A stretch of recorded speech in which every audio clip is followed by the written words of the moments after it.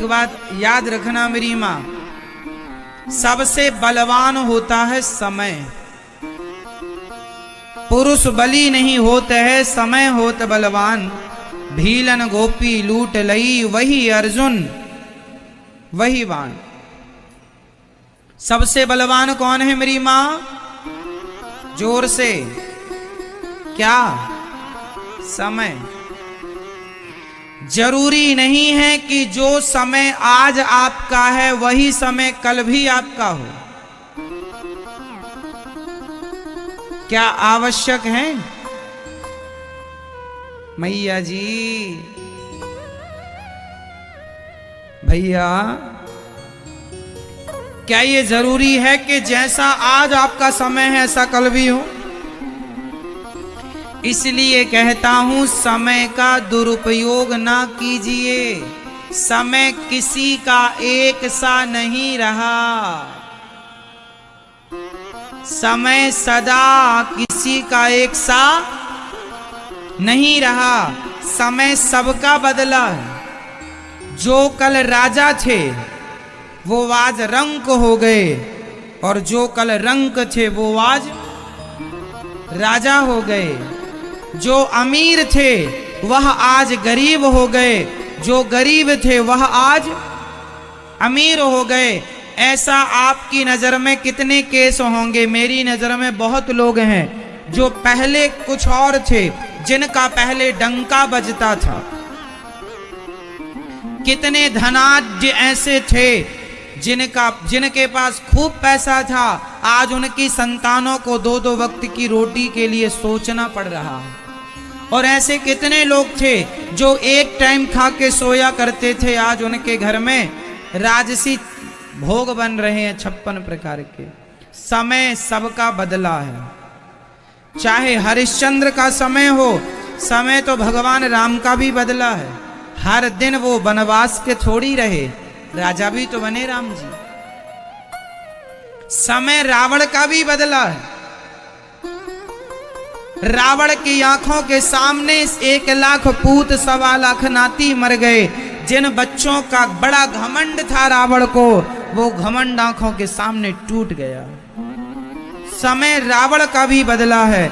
समय तो भगवान राम का भी बदला है। जंगल से वो राजा भी बने हैं। तो राम भगवान का समय बदला, समय रावण का बदला, समय हरिश्चंद्र का बदला, समय आपका बदलता है, समय सबका बदलता है। इसलिए समय सबका एक सा रहेगा ये कभी नहीं सोचना चाहिए। इसलिए जब समय आए उसका सदुपयोग कर लेना चाहिए, क्योंकि आज अच्छा समय है, कल कैसा समय आएगा ये भगवान जानते हैं और कोई नहीं जानता। इसलिए समय का सदुपयोग करना चाहिए। समय है उसका सदुपयोग कीजिए।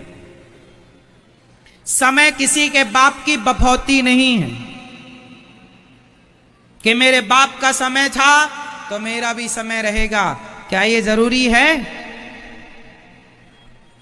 बोलो मेरी मां। इसलिए समय किसी के बाप की बफौती, समय तो समय है। समय समय पर होता है समय समय की बात। राम जन्म का दिन बड़ा और कृष्ण जन्म की रात। समय समय पर होता है समय समय की बात। समय है। एक समय वो था जब आप 8 रोटियां खा लेते थे। एक समय वो था जब आप 5 किलोमीटर तक कंटिन्यू दौड़ते थे फिर भी थकते नहीं थे। एक समय वो था जो आप दिन भर काम करते थे, थकते नहीं थे। आज एक समय ये है 4 सीढ़ियां चढ़ लो तो आपको सांस भरने लग जाती है। वो भी आपका समय था और ये भी। बोलो हाँ। समय है। समय ने आपको जवान बनाया, समय ने आपको बूढ़ा बनाया, समय ने आपको बीमार बनाया, समय ने आपको स्वस्थ बनाया। क्यों? ये समय तो है। एक समय था कि आप लोगों के बाल काले थे। एक समय यह है कि आपकी मूछें भी सफेद हो गई हैं। किसने किया? आपकी मूछें सफेद किसने कर दी? दादाजी आपकी मूछें सफेद किसने की? पड़ोसी ने? हाँ, किसने की? समय ने मूछें सफेद कर दी, समय ने दांत गिरा दिए, समय ने घुटनों में दर्द प्रकट कर दिया, समय ने आज ये स्थिति कर दी कि आज आदमी बिस्तर से अपने से उठ नहीं पाता। जो आदमी दौड़ दौड़ के सारा काम करता था, आज उसे बिस्तर से उठने के लिए 1 लोगों की, 2 लोगों की, 4 लोगों की जरूरत है। क्या संसार में ऐसे लोग नहीं हैं? समय ऐसा आता है लोगों का, अपने हाथ से खा नहीं पाते, उनको खिलाना पड़ता है। ये समय ही तो है।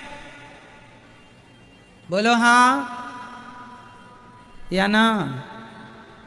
समय कब कैसा हो जाए, किसका हो जाए, कोई नहीं जानता। इसलिए जो समय ईश्वर ने दिया है, उस समय को भगवान के चिंतन में खर्च करना चाहिए, भगवान में लगाना चाहिए। समय व्यर्थ नहीं गंवाना चाहिए। एक राजा था, ये दुनिया की एक सांसारिक बात मैं आपको सुना रहा हूं, शायद कुछ समझ में आवे, समझिएगा। एक राजा थे, उनकी बड़ी सुंदर रानी थी। राजा बहुत अच्छे से रहते, राजा बड़ा प्यार करते थे रानी, क्योंकि रानी बहुत सुंदर थी रानी, इसलिए राजा बड़ा पास में था, बड़ा प्यार। बहुत समय बीतने के बाद अचानक रानी को पता नहीं क्या हो गया, रानी को एक रोग हो गया।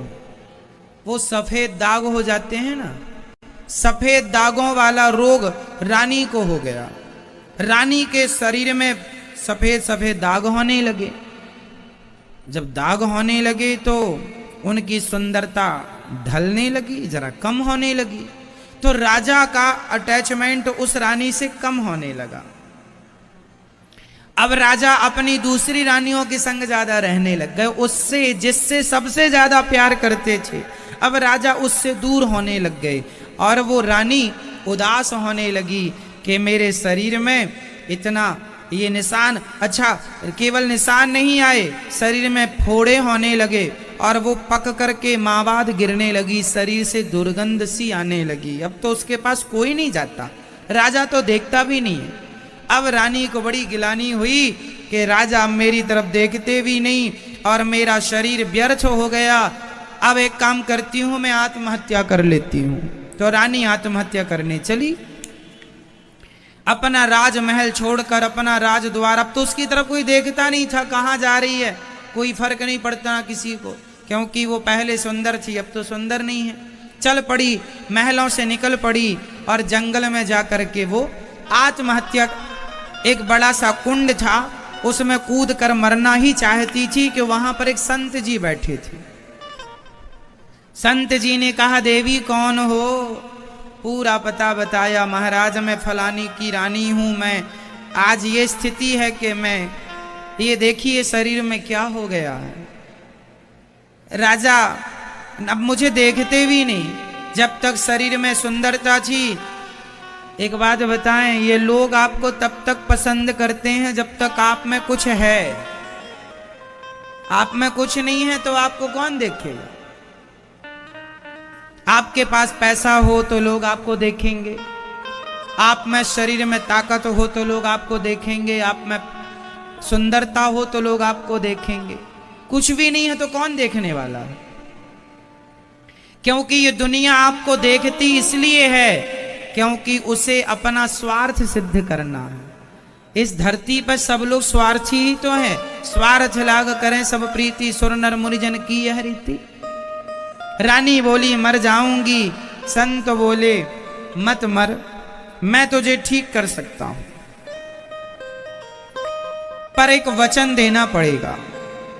रानी बोली बिल्कुल मैं आपकी बात मानूंगी, आप मुझे स्वस्थ कर दीजिए, मैं आपको वचन देती हूं जो आप कहेंगे मैं वो करूंगी। संत जी ने कहा मैं तुझे स्वस्थ कर दूंगा, पर वचन ये दे कि अब जो तेरा शरीर है, बचा हुआ तेरा समय है, पूरा समय अपने शरीर से केवल भगवान का चिंतन करेगी, केवल तू रघुनाथ जी का ध्यान करेगी, केवल राम का ध्यान करेगी, केवल भगवान के चिंतन में अपना शरीर लगाएगी, यदि तू मुझे ये वचन देती है तो मैं तुझे स्वस्थ कर दूंगा। बचा हुआ समय तू भगवान के हवाले करेगी। उसने कहा मैं आपको वचन देती हूं, आप मुझे। संत जी ने कहा जिस कुंड में तू कूदना चाहती थी उसी कुंड में स्नान कर ले, तू स्वस्थ हो जाएगी। वो गई, स्नान की, बिल्कुल सुंदर, पहले से जवानी में जितनी सुंदर थी उससे भी ज्यादा सुंदर होके संत प्रभाव से निकल के बाहर आ गई। ये बिल्कुल सत्य घटना है, सत्य घटना है। निकल कर बाहर आई, बड़ी सुंदर हो गई। कहने लगी महाराज अब मुझे अपने चरणों में ही रख लो, मैं यहीं आपकी सेवा करूंगी, आपके संग भजन करूंगी। संत जी ने कहा तू अपने राज्य में जा और वहां रह के भजन करना, पर भगवान को ना भूलना। चली वापस। जब वो घर गई तो उसके पति राजा ने देखा, वाह तो बड़ी सुंदर। राजा फिर फुदक के वापस आ गया, बड़ी सुंदर हो गई हो, कहां गई थी, ये कहां से मिल गया शरीर इतना सुंदर तुम्हें। उसने कहा, राजा को उसने ज्यादा भाव नहीं दिया। उसने कहा महाराज अब आप अपना काम कीजिए, मेरा जो बचा हुआ समय है अब मैं भगवान की आराधना में लगाऊंगी। मेरे शरीर पर अब आपका कोई अधिकार नहीं है। मैं अपने शरीर से, मैं अपनी वाणी से, मैं अपने वचन से, मैं अपने कर्म से अब केवल रघुनाथ जी की बन करके रहूंगी, रघुनाथ जी का चिंतन करूंगी। मुझे अब आप त्याग दीजिए जैसा त्याग दिए थे। राजा दूर हट गए, वो अपना महलों में रह के भजन करती है और उसने अपनी बची हुई सांसें भगवान के हवाले की। संसार के बन के कब तक रहोगे?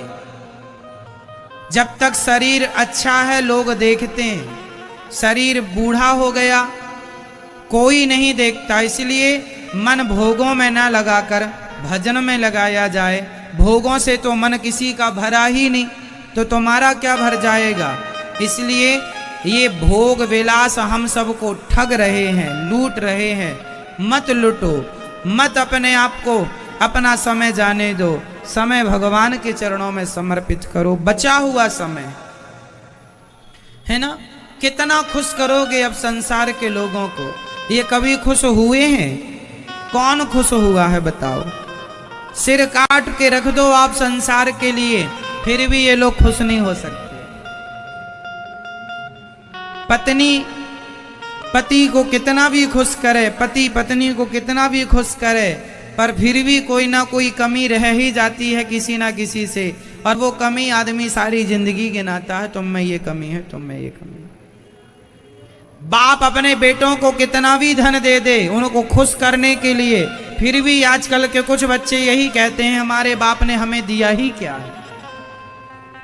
माँ अपना पेट फाड़वाती है बच्चों के लिए, माँ कितना दर्द सहती है बच्चों के लिए, पर वही बच्चे बड़े होकर कहते हैं तुमने क्या किया हमारे लिए। तो आप सिर काट के रख दीजिए साहब, ये दुनिया बड़ी स्वार्थी है। चाहे कोई हो, सब स्वार्थी ही है, बेटा हो बेटी हो, है ना। इसलिए दुनिया को खुश करने चलेंगे तो आपको करोड़ जन्म लेने पड़ेंगे, फिर भी दुनिया खुश नहीं होगी। और गोविंद खुश हो गए तो फिर किसी और को खुश करने की जरूरत नहीं है। मीरा ने भगवान को खुश कर लिया, उसने किसी की परवाह नहीं की।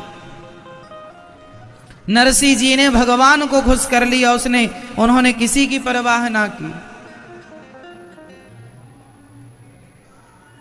आप और हम भी समझें अब इन बातों को, संसार के चक्कर में ना पड़ो। ये संसार कभी किसी का नहीं हुआ मेरी माँ, तुम्हारा नहीं हो सकता। अभी मैं शमशान गया था तो वहां पे एक लाइन पढ़ी, बहुत अच्छी लगी। देखो शमशान में भी कितना ज्ञान भरा पड़ा है। शमशान अभी हम गए थे आप लोग भी जाते आते रहा करो, दोस्ती बनाए रखा करो, क्योंकि आखिरी वहीं जाना है। इसलिए शमशान के नाम से भागा ना करो। शमशान में एक लाइन लिखी थी बढ़िया सुंदर, समय के पास इतना समय नहीं है कि वो आपको दोबारा दे सके, ये लिखा था। एक ही बार देखा मैंने, याद हो गई बात। समय के पास, समझिएगा बात बहुत छोटी है, शायद आपकी समझ में भी ना आए। ओ पंचायती मैया, समय के पास इतना समय नहीं है कि वो आपको दोबारा समय दे पाए। ये जो समय मिला है ये एक बार ही है, गया फिर गया, नहीं आएगा। वक्त के पास इतना वक्त नहीं है कि वो आपको फिर से वक्त दे पाए। समय के पास इतना समय नहीं है कि वो आपको फिर से समय दे पाए। समय आता है, एक बार आके चला जाता। ये समय है, समय समय पर होता है, समय समय की बात। राम जन्म का दिन बड़ा, कृष्ण जन्म की रात।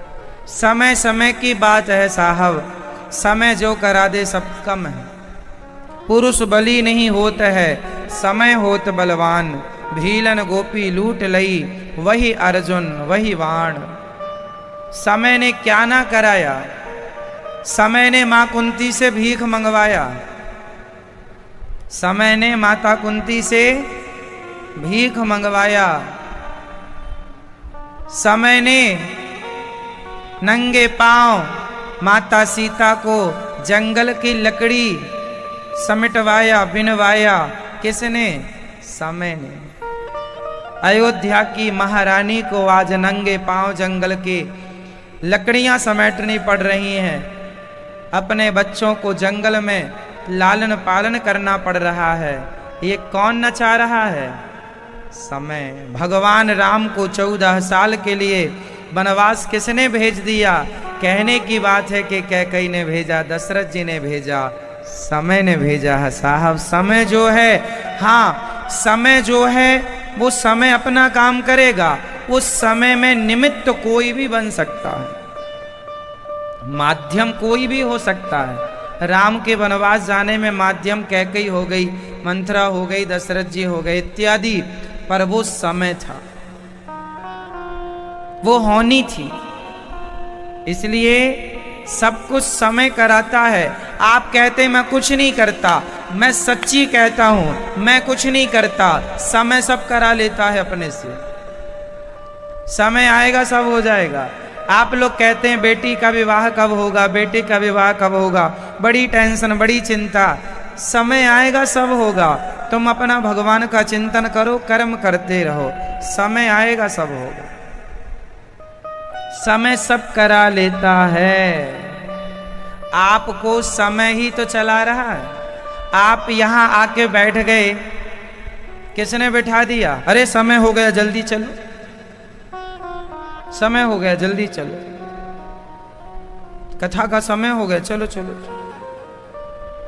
क्यों? समय। मैं समय हूं। महाभारत देखते हैं ना पुराना वाला, उसमें एक चक्र चलता है, सर्कल। पहली आवाज यही होती है, मैं समय हूं। सबको ये समय की चक्की पीसती रहती है, सबके ऊपर चक्की चल रही है। कबीरा इस संसार में चलती चक्की देख कर दिया कबीरा रोए। दो पाटन के बीच में साबुत बचा ना कोई। सब पिस रहे, किसने पीस दिया? समय ने। आपके बाल किसने पका दिए मैया? समय ने। आपके बाल किसने पकाए? समय ने। आपको बुढ़ा किसने कर दिया? आप तो पैदा हुए थे मां के गर्भ से, बहुत छोटे से थे, भोले से थे, सुंदर से थे, गोलू मोलू थे, बड़े अच्छे थे। समय ने आपको बूढ़ा बना दिया। हाँ,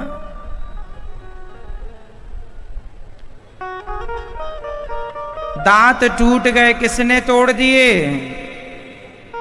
किसी ने घूंसा मार के नहीं तोड़ा, मैया। किसने तोड़ दिए दांत? समय ने।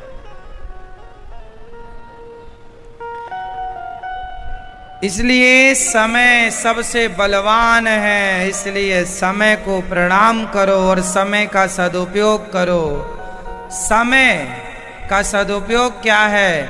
समय गया फिर नहीं आता, इसलिए समय का भगवान के चरणों में समर्पण कर दो। प्रभु मैं अपने आप को सौंपता हूँ।